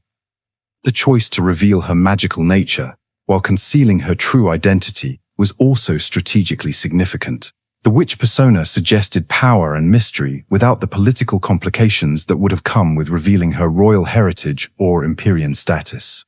It marked her as someone operating outside the normal hierarchies of the lands between dangerous perhaps, but also potentially valuable as an ally for a Tarnished seeking to navigate the complex politics of a fractured realm. But Ranni's evaluation of potential Tarnished champions extended far beyond this initial encounter. She needed to assess not just their combat capabilities, which could be observed in their battles across the lands between, but their wisdom, moral character, independence of thought, and willingness to challenge established authority, even when doing so carried significant costs. The test she ultimately devised was elaborate and multifaceted, requiring the Tarnished to demonstrate their abilities across multiple domains. They would need to prove their combat prowess by defeating some of the most powerful beings in the realm. They would need to show their problem-solving abilities by navigating complex challenges that required both magical knowledge and strategic thinking. And most importantly, they would need to demonstrate their commitment to Ranni's vision by accepting tasks that other champions might find morally questionable or practically impossible. The first major test came with the requirement to reach Ranni's rise itself, the tower where she had established her base of operations after the Night of Black Knives. This journey required the Tarnished to penetrate Carian Manor, defeat Royal Knight Loretta who guarded the path, and prove themselves worthy of approaching the last princess of the Carian line. The manor itself was designed as a gauntlet filled with magical guardians, hostile creatures, and arcane puzzles that would challenge both the Tarnished's combat skills and their understanding of sorceress principles. Relixpirig virigi cruets, a no manubilig, haha retains, and their hound, with their skrilliforams, and their understanding of sorceress principles. The enchanted knights that patrolled the grounds, the hands that grasped from the darkness, the trolls that wielded massive weapons, all of these obstacles served to winnow out those who lacked the determination or capability to serve Ranni's cause.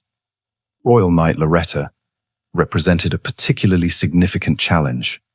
As a remnant of the old Carian military tradition, She was a warrior who combined physical prowess with sophisticated magical abilities, wielding both blade and bow enhanced by glintstone sorcery.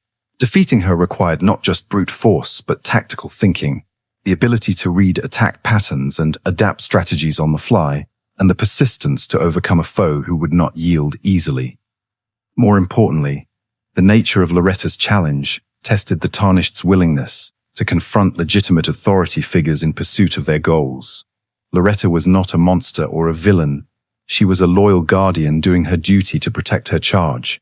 Overcoming her meant accepting that sometimes the pursuit of larger goals requires opposing individuals who are themselves acting from honorable motives. This moral nuance was exactly the kind of sophisticated thinking that Ranni would need from her champion.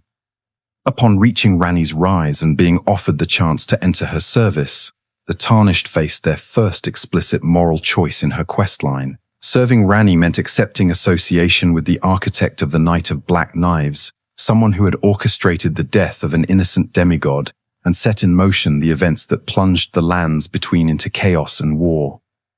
A champion motivated primarily by conventional morality might well refuse such service, seeing Ranni as a villain whose actions had caused immense suffering. But Ranni needed someone who could see beyond simple categories of good and evil, who could understand that the moral calculus of cosmic liberation might require accepting responsibility for actions that would be condemned by conventional standards. The quest to find Nokron and retrieve the Fingerslayer Blaidd served multiple purposes in Ranni's grand design. On the practical level, she genuinely needed this artifact to proceed with her plans. The blade was specifically designed to harm the greater will and would be essential for her eventual confrontation with the cosmic order. But the quest also served as an extended evaluation of the Tarnished's capabilities, resourcefulness, and commitment. The requirement to defeat Starscourge Radahn was particularly significant, as it forced the Tarnished to confront one of Ranni's own siblings. This was not just a test of combat ability. It was a measure of the Tarnished's willingness to put Ranni's agenda above conventional family loyalties and political considerations. The fact that Radahn had to die to free the stars and allow access to Nokron created a direct connection between the Tarnished's actions and Ranni's ultimate goals. The festival at Redmane Castle added another layer of complexity to this challenge. Rather than simply ambushing Radahn or challenging him to single combat in some remote location, the Tarnished was required to participate in a formal celebration of warfare that brought together warriors from across the lands between. This social dimension of the challenge tested the Tarnished's ability to operate within existing power structures while pursuing revolutionary goals, to maintain appearances while working toward the overthrow of the entire system. The journey through Nokron itself presented challenges that went beyond simple combat or puzzle solving. The Eternal City represented a civilization that had once defied the greater will and been punished with destruction for their rebellion. Navigating its ruins required the Tarnished to confront the consequences of challenging cosmic authority, both the potential rewards in terms of knowledge and power, and the terrible costs that such defiance could entail. The architecture and artifacts of Nokron spoke of a society that had achieved remarkable technological and magical sophistication, that had understood cosmic forces in ways that surface civilizations had forgotten or never learned. But they also bore witness to the catastrophic punishment that followed their rebellion, the literal fall of an entire city into the depths of the earth, as divine retribution for their defiance. The Fingerslayer Blaidd itself was an artifact of immense symbolic as well as practical significance. Forged from the remains of a god, it represented the possibility that divine beings were not truly immortal or invulnerable, that even the mightiest cosmic forces could be opposed and potentially defeated by those with sufficient determination and the right tools. Claiming this weapon marked the Tarnished as someone willing to contemplate genuine deicide, not just the defeat of earthly rulers or the overthrow of political systems, but the fundamental challenge to cosmic authority itself. This was a line that most beings would never even consider crossing, let alone actively choosing to step over. The journey into the depths beneath the lands between represents the most physically and spiritually challenging phase of Ranni's questline, taking both her and her chosen champion through realms that exist at the very boundaries of reality itself. This descent is not merely a geographical journey through underground caverns and forgotten cities. It is a symbolic passage through increasingly alien and hostile environments that test every assumption about the nature of existence and the possibility of genuine transformation. The initial descent through Ranni's Rise and the teleporter to Ainsel River Main marks the beginning of this underground odyssey. The very fact that Ranni had access to such ancient transportation networks speaks to the depth of her preparation and the extent of her knowledge about the hidden infrastructure of the world. These teleporters were likely constructed by civilizations that predated the Golden Order, representing technologies and magical principles that existed outside the accepted paradigms of the current age. The Ainsel River region itself presents a landscape that seems almost deliberately hostile to surface dwellers.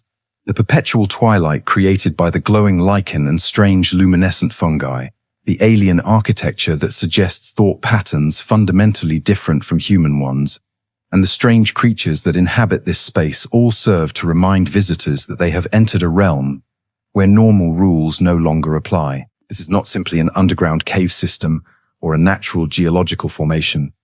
It is a different world entirely, one that operates according to principles that surface civilizations have forgotten or perhaps never learned. The air itself feels different here, charged with energies that exist outside the normal spectrum of magic that surface sorcerers study. Time seems to move differently. Space feels subtly distorted, and the very ground beneath one's feet seems less stable than it should be. The discovery of the miniature Ranni doll in a coffin near the teleporter represents a crucial moment in understanding her nature and capabilities. The fact that she could exist simultaneously in her main doll form, which remained in her tower, and in this smaller vessel suggests that her consciousness was far more distributed and flexible than it initially appeared. This multiplicity of forms speaks to Ranni's mastery of soul manipulation and consciousness transfer. She had not simply moved her soul from one container to another. She had learned to fragment and distribute it across multiple vessels while maintaining coherent thought and purpose across all of them. This was magic of an order that few could even comprehend, let alone replicate. The initial refusal of the miniature doll to communicate with the Tarnished is strategically significant. It demonstrates Ranni's caution and her unwillingness to reveal herself until she was certain of their commitment and capability. Even after all the tests they had passed to reach this point, she maintained her guard, only acknowledging their presence after repeated attempts at contact proved their determination. When she finally does speak, it is to explain the danger that has forced her into hiding in this remote location. The threat posed by the baleful shadow represents more than just another combat challenge. It is a direct manifestation of the Cosmic Order's response to Ranni's rebellion. This creature was likely sent specifically to eliminate her, marking a significant escalation in the conflict between her revolutionary agenda and the established powers. The fact that such a being could track her even into the depths of the earth, past all her magical defenses and precautions, speaks to the sophisticated surveillance and enforcement capabilities of the Greater Will's agents. The baleful shadow is not a random monster or a natural predator. It is a purpose-built hunter, designed specifically to eliminate threats to the Cosmic Order. The creature's appearance and abilities provide clues about the nature of the forces arrayed against Ranni. Its wolf-like form suggests a connection to the shadow system that had already claimed Blaidd, implying that the Two Fingers had decided to deploy another of these living weapons against the rebellious Empyrean. Its supernatural tracking abilities, resistance to normal weapons, and capacity to phase partially out of reality mark it as something far beyond ordinary mortal capabilities. The battle against the baleful shadow serves multiple purposes in the broader narrative. On the practical level, it removes a direct and immediate threat to Ranni's continued existence, eliminating an agent that was specifically designed to hunt and kill her. But more importantly, it demonstrates the Tarnished's willingness to confront the Cosmic Order's agents directly in defense of Ranni's goals. This is not just loyalty to a quest giver or the desire for rewards that might come from completing a task. It is active participation in rebellion against divine authority. By striking down the baleful shadow, the Tarnished is making a statement that they stand with Ranni against the Greater Will itself, accepting all the implications and risks that such a position entails. The reward for defeating the baleful shadow the discarded palace key, provides access to one of the most significant artifacts in Ranni's entire quest, the Dark Moon Ring. This ring, hidden away in the Grand Library of Raya, represents the culmination of years of preparation and planning. Its very existence suggests that Ranni had been laying the groundwork for her eventual transformation long before the Night of Black Knives ever occurred. The location where the ring was hidden is deeply significant. Placed in the very heart of the academy that her mother once ruled, protected by magical barriers that could only be bypassed by someone who had proven their commitment to Ranni's cause, the ring's safekeeping in such a location raises intriguing questions about the extent of cooperation between mother and daughter. Could Rennala, despite her madness and her obsessive focus on the Amber Egg, have been more aware of her daughter's plans than she typically appeared? It's possible that in her more lucid moments, she recognized the necessity of what Ranni was attempting and even contributed to the effort in ways that history may never fully record, using her position and resources to ensure that crucial artifacts would be available when needed. However, this remains speculation. The game provides no direct confirmation of Rennala's knowing involvement in Ranni's rebellion. The Dark Moon Ring itself is far more than a piece of jewelry or a symbol of betrothal. It is a focal point for cosmic forces that exist beyond the greater will's influence, a key that unlocks not just Ranni's final transformation, but access to entirely different principles of cosmic governance. Its creation would have required knowledge and materials that existed outside the normal academic traditions, suggesting connections to the same forbidden knowledge that the Snow Witch had once taught. The journey deeper into the underground realms, through Nokstella and toward the Lake of Rot, represents a gradual progression into increasingly hostile and alien environments. Each level deeper removes the travelers further from anything resembling normal reality, testing their commitment to the quest and their ability to function in truly hostile conditions. Nokstella, another of the eternal cities buried deep beneath the earth, provides further glimpses of civilizations that once defied the greater will and paid the price for their rebellion.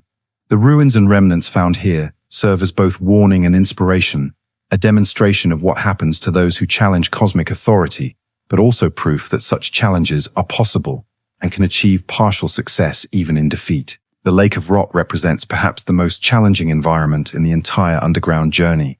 This vast expanse of corrupted water, teeming with creatures infected by the Scarlet Rot, creates a landscape that is actively hostile to most forms of life. The rot itself is not merely a disease but a cosmic force, associated with the outer god that afflicts millennia and seeks its own dominion over the lands between.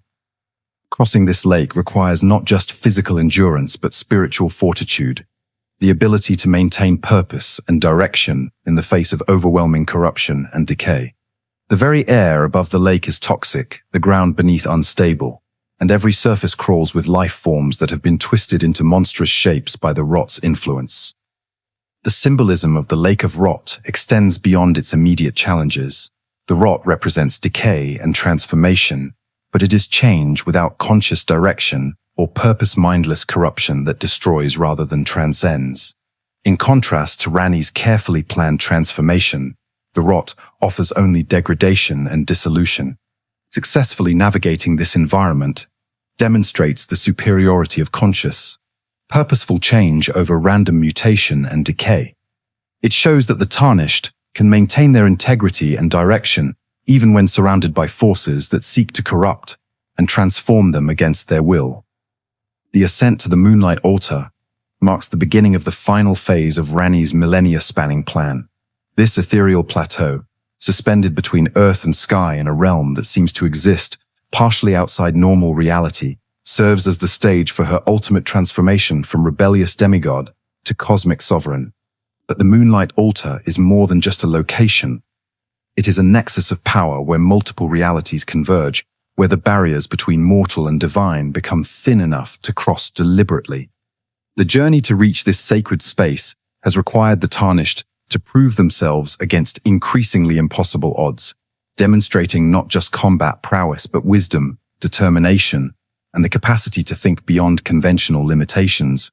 Yet the challenges they have faced pale in comparison to what awaits at the Moonlight Altar, where the fundamental nature of reality itself will be called into question and reshaped according to Ranni's revolutionary vision. The altar exists in a space that feels fundamentally different from anywhere else in the lands between.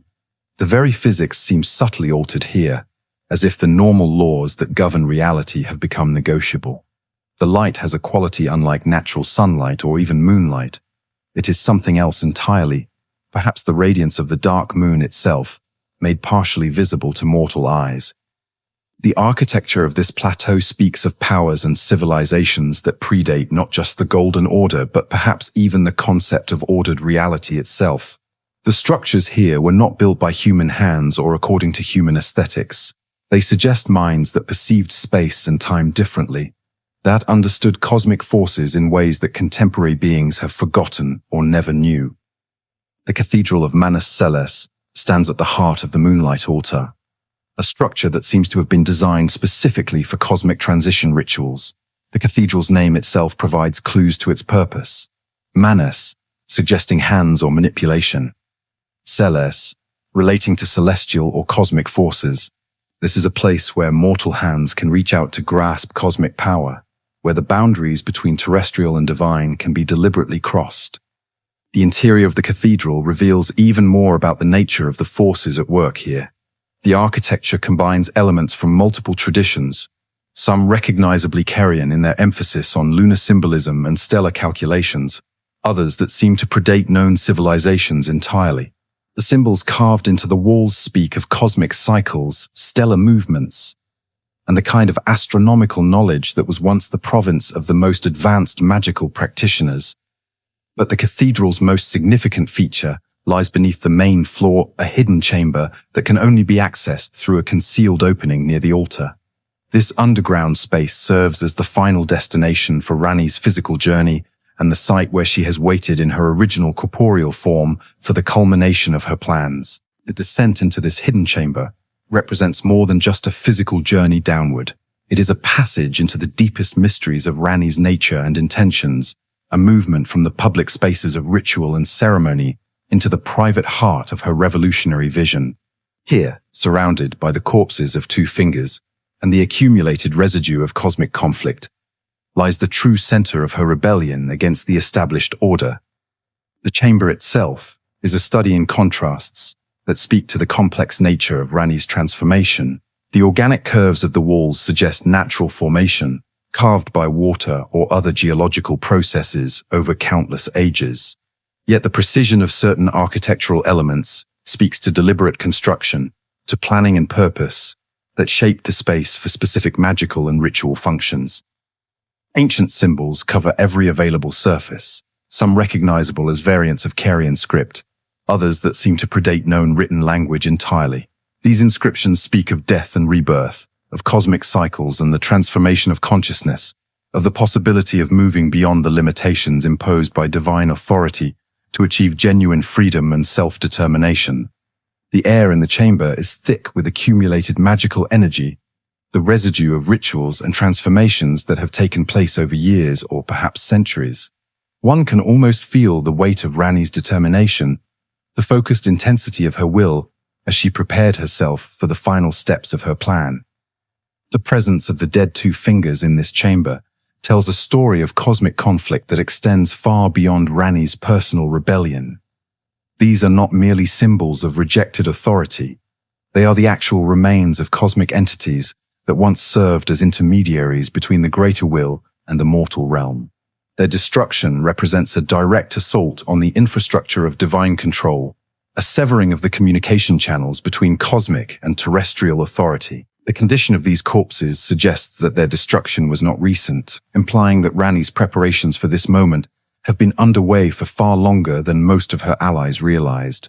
The precision and completeness of their destruction also indicates a level of power and knowledge that goes beyond anything she had previously demonstrated, suggesting that her transformation has been proceeding gradually over an extended period rather than as a single dramatic event. But the most significant presence in this chamber is Ranni herself, not the doll form that has served as her public face for so long, but her original body, transformed by years of cosmic exposure into something that exists at the boundary between mortal and divine. This form bears the scars of her self-inflicted death during the Night of Black Knives, the marks of the curse mark that bound her to destined death and freed her from her Empyrean obligations. Yet it has also been transformed by forces that transcend normal understanding of life and death. The body is not dead in any conventional sense. It maintains some form of vital essence, some spark of existence that keeps it from simply decaying into dust. But neither is it fully alive, for Ranni's consciousness has long since departed to inhabit the doll form above. The reunion between Ranni's consciousness and her original form represents the culmination of a plan that has spanned centuries and required sacrifices that would have broken lesser beings. This is not simply the restoration of what was lost. It is the creation of something that has never existed before, a being that exists simultaneously as mortal and cosmic, physical and spiritual, bound by the laws of reality and free to transcend them. When the Tarnished places the dark moon ring upon Ranni's finger, they are not merely performing a symbolic gesture of betrothal or alliance. They are serving as the catalyst for a transformation that will fundamentally alter the cosmic order itself, opening the gateway for forces that exist beyond the greater will's influence to enter and reshape reality according to different principles. The moment of transformation is both immediate and gradual, sudden and extended. As the ring settles into place, Ranni undergoes a change that affects not just her physical form but her very nature as a conscious entity. The barriers that have separated her consciousness from cosmic forces begin to dissolve, allowing her to access levels of awareness and capability that transcend mortal understanding. The first visible sign of this transformation is the restoration of her physical presence in a form that combines elements of her original body with the accumulated power of her years as a doll. This new form retains the four-armed configuration that has served her so well, but it is clearly no longer artificial. Instead, it represents a synthesis of mortal origin and cosmic potential, a being that exists simultaneously on multiple levels of reality. The dark moon itself begins to manifest more directly in response to Ranni's transformation. What was once a distant cosmic force becomes an immediate presence, a source of power and authority that Ranni can channel directly rather than merely invoking from afar. The moon's influence extends beyond simple magical enhancement. It represents access to an entirely different understanding of how reality can be structured and governed. The relationship between Ranni and Blaidd the half-wolf represents one of the most emotionally complex and philosophically profound aspects of her entire story. What began as a cosmic assignment designed to ensure her loyalty to the greater will evolved into a genuine bond of mutual affection and respect, only to be ultimately corrupted and destroyed by the very forces that had created it. Understanding this relationship, its evolution, and its inevitable tragic conclusion is crucial to comprehending both the personal costs of Ranni's rebellion and the sophisticated cruelty of the cosmic order's control mechanisms. Blaidd was not created as a conventional guardian or companion. As Ranni's shadow, he was specifically designed by the greater will through the two fingers to serve dual purposes, protecting her from external threats while simultaneously monitoring her for signs of disloyalty to the cosmic order.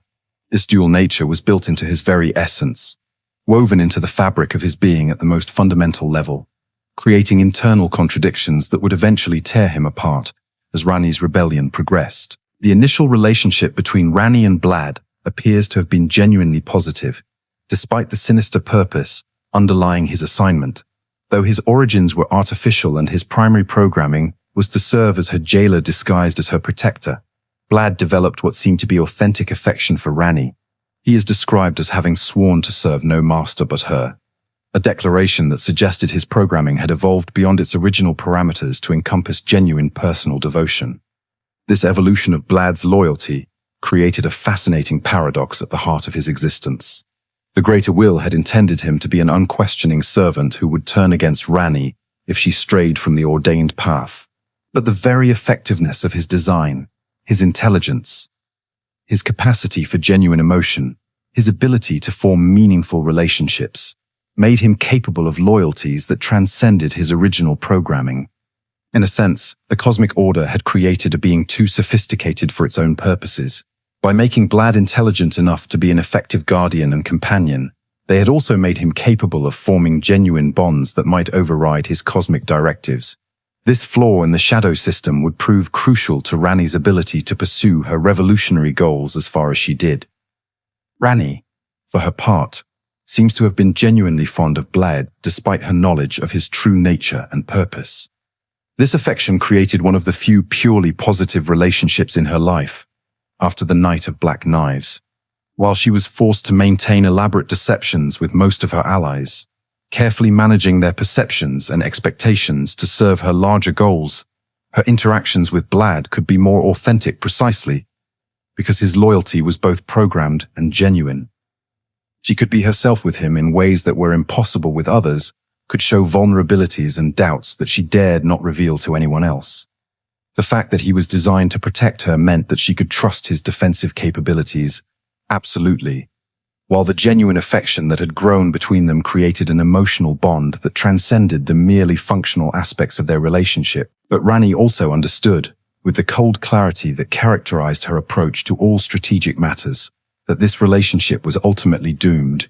Her studies of cosmic mechanics had taught her that shadows were designed with fail-safes that would eventually activate if their charges strayed too far from the greater will's intentions. No matter how strong Blaidd's personal loyalty might become, his fundamental programming would eventually reassert itself as her rebellion reached its climax. This knowledge must have created an ongoing source of pain and anticipation of loss throughout their relationship.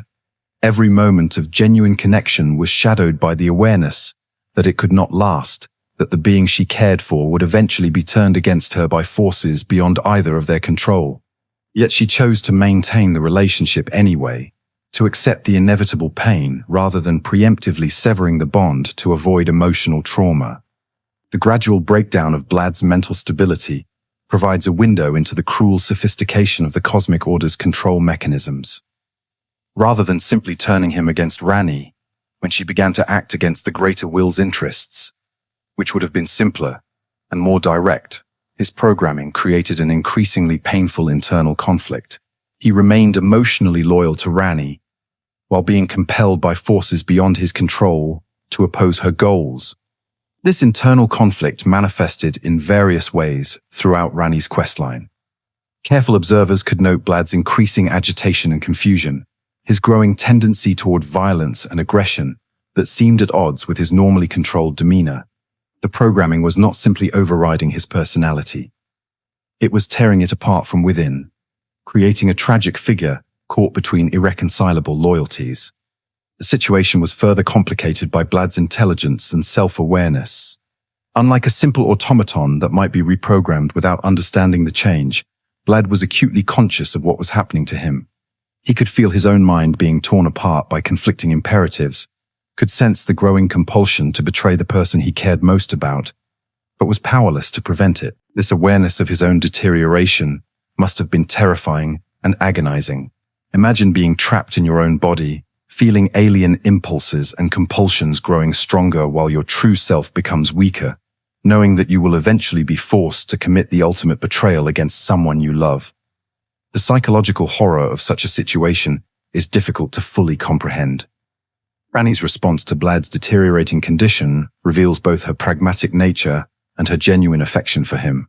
She could have simply eliminated him once his usefulness ended or his instability became too dangerous to tolerate.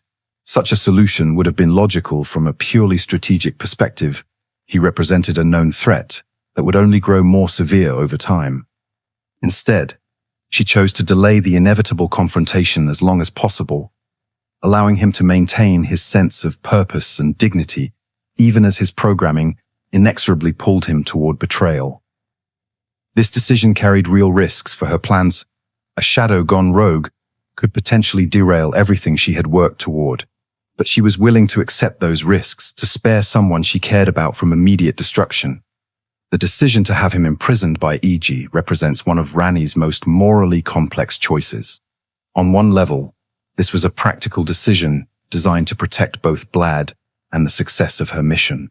His increasing instability made him a liability that could compromise everything she had worked toward, endangering not just her personal goals but the cosmic liberation she sought for all mortal beings. But on another level, it was an act of mercy, an attempt to spare him the pain of conscious betrayal and to preserve whatever remained of his dignity and selfhood. By having him imprisoned rather than killed, she was maintaining hope, however slim, that there might be some way to save him, or at least to delay his complete dissolution. Yet even imprisonment could not indefinitely delay the activation of his shadow programming. The magical compulsions built into his very nature were too strong to be contained by mere physical restraints or even the powerful enchantments that E.G. could bring to bear. As Ranni's plan approached its climax, and she moved further from the path the greater will had intended, the force compelling Blaidd to oppose her became overwhelming. The breaking point came when Ranni's transformation at the Moonlight Altar represented the final and complete rejection of her Empyrean status. This was the moment when her rebellion became irreversible, when she crossed the threshold from defiance to successful revolution. And it was at this exact moment that Blaidd's programming reached its apex, driving him to levels of desperation and violence that overcame any barriers placed in his way. The escape from imprisonment and the madness that followed represent the tragic culmination of this impossible situation. By this point, Blaidd had been driven completely insane by the conflict between his personal loyalty and his cosmic programming. He was no longer capable of rational thought or meaningful communication. The intelligent, loyal companion who had served Ranni faithfully for so long had been reduced to a feral creature driven entirely by compulsions he could neither understand nor control. This transformation from person to beast represents one of the most heartbreaking aspects of Blaidd's tragedy. The being who had been Ranni's companion, who had possessed intelligence, wit, and genuine emotional depth, was essentially destroyed by the very forces that had created him. What remained was barely recognizable as the same individual, a hollow shell animated by cosmic imperatives that had consumed everything that made him who he was. The establishment of the Age of Stars represents not merely a change in cosmic leadership or a shuffling of divine authorities, but a fundamental transformation in the relationship between divine power and mortal existence. Ranni's vision for this new age reflects years of careful consideration about the failures of previous cosmic orders, the principles necessary for a more equitable arrangement between celestial and terrestrial realms, and the delicate balance between guidance and freedom that sustainable governance requires. The most revolutionary aspect of the Age of Stars is its commitment to distance and restraint in cosmic governance. Where the greater will sought to micromanage every aspect of existence through elaborate hierarchies, detailed mandates, and constant surveillance of mortal behavior, Ranni's Dark Moon will maintain what she describes as a distant relationship with mortal affairs. This distance is not neglect or abandonment. It is a conscious, principled choice to allow mortal beings the space necessary for genuine self-determination. This principle of cosmic restraint has profound implications for how reality will function under the new order. The rigid caste systems that characterized the Golden Order, where individuals were born into predetermined roles and expected to serve cosmic purposes regardless of their personal desires or capabilities, will give way to genuine freedom of choice. People will be able to determine their own paths in life based on their individual capabilities, interests, moral convictions, and personal aspirations, rather than cosmic mandate or hereditary obligation. The restoration of death to its natural role represents another crucial element of the Age of Stars that cannot be understated. Under the Golden Order, death had been largely removed from the world through the sealing away of the Rune of Death, creating a stagnant immortality that prevented genuine renewal and change. The demigods and those blessed by the Golden Order lived on indefinitely, accumulating power and influence, while new voices and perspectives were excluded from meaningful participation in shaping the world. Ranni's order will allow death to resume its function as a natural transition, enabling the kind of generational renewal that keeps civilizations vital, adaptive, and responsive to changing circumstances. This is not a return to mortality as punishment, or a cruel imposition of suffering. It is an acceptance of death as a necessary component of meaningful existence, as the boundary that gives individual lives their significance and urgency. The magical and technological implications of the Age of Stars extend far beyond simple political changes, with the Dark Moon as the primary cosmic influence rather than the greater will. Magical practices, that were previously forbidden or considered too dangerous may become accessible to properly trained practitioners who approach them with appropriate wisdom and respect. The cold sorceries that Ranni learned from the Snow Witch, once considered heretical, may find their place as legitimate subjects of study. The stellar magic that allows manipulation of gravity and fate, previously restricted to a privileged few within the academy, may become more widely available. Perhaps even more exotic disciplines, magic that draws upon the void between stars, sorceries that manipulate the boundaries between life and death, techniques for transferring consciousness between different forms, may flourish under the new cosmic paradigm. The relationship between the various races and species of the lands between is also likely to change significantly under Ranni's governance. The Golden Order's emphasis on hierarchy and purity created artificial divisions between different types of beings, elevating humans, particularly those of Numen descent, while marginalizing or actively oppressing others like the misbegotten, omens, and various forms of demi-humans. The Age of Stars' commitment to individual worth rather than cosmic mandate may allow for more equitable relationships between these different groups. If value is determined by individual capability, wisdom, and moral character rather than species or bloodline, then beings previously excluded from power and respect may find opportunities for genuine participation in society. The economic and social structures that developed under the Golden Order will likely require significant adaptation to function effectively under the new cosmic paradigm. The elaborate bureaucracies that enforced cosmic mandates and maintained the hierarchical order may become unnecessary or counterproductive. New institutions focused on enabling individual choice, protecting personal freedom, and fostering cooperation without coercion may need to be developed. This transition period will likely be challenging and potentially chaotic. Societies that have operated under divine mandate for countless generations will need to learn how to function with unprecedented levels of autonomy and responsibility. The habits of obedience and deference to cosmic authority that have been cultivated for ages will need to be replaced with new patterns of thought and action that emphasize personal agency and mutual cooperation. The educational and cultural implications of the Age of Stars are equally profound and far-reaching. Under the Golden Order, knowledge was carefully controlled and compartmentalized, with certain types of learning restricted to specific castes or forbidden entirely on the grounds that they represented dangerous heresy or challenged cosmic authority. Ranni's commitment to individual self-determination suggests that access to knowledge and education will be dramatically expanded, allowing people to pursue learning based on their interests and aptitudes, rather than their social position or cosmic role. The libraries and academies that once served primarily to reinforce the existing order may be transformed into institutions that genuinely foster inquiry, creativity, and the development of individual potential. The role of magic in daily life is likely to change significantly under the new order as well. The Golden Order's emphasis on incantations, tied to specific divine authorities, prayers, and rituals that reinforce dependence on cosmic powers, may give way to more diverse magical traditions that allow individuals to develop their own relationships with cosmic forces. The sorcerous traditions of Raya Lucaria, which always maintained some degree of independence from the Golden Order, may flourish with new freedom to explore and innovate. The heretical practices that were once forbidden, death sorceries, blood magic, void manipulation, may find their place as legitimate subjects of study for those with the wisdom and discipline to approach them safely. The question of law and justice under the new order presents interesting challenges that will require creative solutions.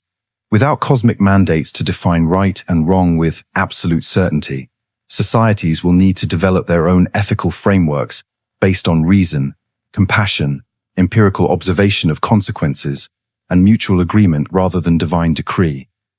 This may lead to more flexible and adaptive legal systems that can respond to changing circumstances and new understandings of morality and justice. But it will also require individuals to take greater responsibility for the moral dimensions of their choices, to think critically about ethics rather than simply deferring to cosmic authority for all moral guidance. The international implications of the Age of Stars extend beyond the borders of the lands between. potentially influencing cosmic orders throughout the wider universe. If Ranni's experiment in cosmic governance proves successful, if she can maintain the delicate balance between providing enough structure for civilization to function, while allowing enough freedom for genuine self-determination, it may inspire similar transformations in other regions currently under the influence of different outer gods. The Age of Stars could potentially become a model for cosmic liberation movements throughout multiple worlds and realities, fundamentally altering the balance of power between mortal and divine realms on a scale that transcends any single world or civilization. This possibility represents both an opportunity for widespread liberation and a potential threat to the established cosmic order across vast regions of reality.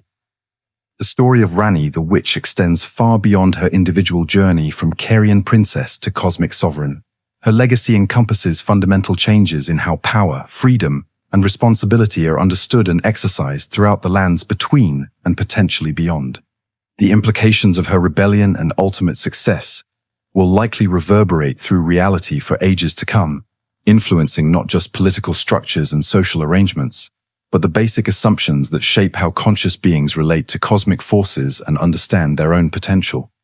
Perhaps the most significant aspect of Ranni's legacy is the demonstration that cosmic authority is not absolute, unchangeable, or inherent in the nature of reality itself. Before her rebellion, the dominion of outer gods over mortal realms seemed as natural and inevitable as the movement of stars or the changing of seasons. The greater will's control appeared to be woven into the very fabric of existence, an eternal truth that could no more be changed than the laws of physics. Her successful challenge to this apparently immutable order proves that even the most fundamental aspects of reality can be transformed by individuals with sufficient knowledge, determination, and willingness to sacrifice. This revelation has profound implications that extend far beyond the immediate political changes in the lands between. If one cosmic order can be overthrown and replaced with something fundamentally different, then others might be vulnerable as well. Ranni's success may inspire similar liberation movements in other realms under different outer gods, potentially leading to a cosmic renaissance of freedom and self-determination that spans multiple worlds and realities. The techniques she developed, the alliances she forged, and the principles she articulated may become templates for future revolutionaries who seek to free their own worlds from divine tyranny. The methodological innovations that Ranni developed during her long campaign against the greater will represent another crucial component of her legacy that extends beyond the specific circumstances of her rebellion. Her approach combined careful scholarly research with strategic patience, sophisticated deception with precisely timed decisive action, in ways that had never been attempted before on such a scale. She demonstrated that challenging entrenched power structures requires not just raw power or moral righteousness, but a sophisticated understanding of how those structures function, where their vulnerabilities lie, and how they can be dismantled systematically rather than merely opposed directly. Future revolutionaries and reformers may study her techniques as models for how to challenge seemingly invincible systems effectively. The philosophical framework that underlies the Age of Stars represents perhaps Ranni's most enduring intellectual contribution to the discourse of power and freedom. Her synthesis of individual liberty with cosmic responsibility, her balance of guidance with autonomy, and her integration of mystical wisdom with practical governance create a new paradigm for how divine and mortal realms can interact constructively rather than oppressively. These ideas, that cosmic forces can provide structure and support without demanding absolute obedience, that mortal beings are capable of determining their own fates without descending into chaos, that distance and restraint can be virtues rather than vices in governance may influence political and spiritual thinking for generations to come. They offer an alternative to both the rigid control of the Golden Order and the complete abandonment that some other cosmic powers represent. The personal relationships that Ranni cultivated throughout her journey provide models for how loyalty, friendship, and love can function under conditions of extreme adversity and moral complexity. Her bonds with figures like Ichi, her complex relationship with Blaidd, and her partnership with the Tarnished demonstrate different ways that trust and affection can develop and endure, even when conventional social structures are breaking down or being actively destroyed. These relationships show that genuine human connection can survive and even flourish in revolutionary circumstances, that loyalty need not be based on cosmic mandate or hereditary obligation, and that love can exist between beings of vastly different natures and origins when founded on mutual respect, shared goals, and authentic understanding. As we reach the conclusion of this comprehensive exploration of Ranni's lore, we find ourselves contemplating a character whose complexity and depth make her one of the most compelling figures not just in Elden Ring, but in the entire landscape of interactive storytelling. She is neither simple hero nor villain, neither entirely sympathetic nor completely condemnable, but a fully realized individual whose choices emerge from understandable motivations, while having consequences that extend far beyond her personal circumstances. The story demonstrates the kind of sophisticated character development and thematic exploration that elevates interactive media beyond mere entertainment into genuine art. Ranni's journey forces players to confront uncomfortable questions about the nature of freedom, the ethics of rebellion, the price of transformation, and the responsibilities that come with power, questions that have real relevance to our own world, despite the fantastical setting. The world building that surrounds Ranni's story represents a masterclass in creating fictional universes that feel both fantastical and authentic. The careful attention to detail in establishing the cosmic mechanics that govern her reality, the intricate web of relationships that connect various characters and factions, and the deep history that provides context for contemporary events all contribute to a sense of immersion that allows players to become genuinely invested in outcomes that matter. Ranni's legacy ultimately transcends the specific circumstances of her fictional world to speak to universal human concerns about freedom, destiny, and the possibility of meaningful change. In a universe that seemed predetermined by cosmic forces beyond mortal comprehension, she demonstrated that conscious beings possessed the agency to reshape reality according to their own vision of justice and freedom. Her story reminds us that even the most entrenched systems can be changed, that the seemingly inevitable can be transformed, and that individuals willing to pay the necessary price can achieve goals that others dismiss as impossible. These are lessons that resonate far beyond the lands between, speaking to anyone who has ever felt constrained by circumstances that seemed beyond their control. The eternal moon that now governs the age of stars represents not just the triumph of one extraordinary individual, but a beacon of hope for all who refuse to accept that the current order of things is the only order possible. May her example inspire us to question our own cosmic orders, to challenge our own outer gods, and to pursue our own visions of a more just and free reality with the same determination, wisdom, and courage that carried the lunar princess to the stars themselves.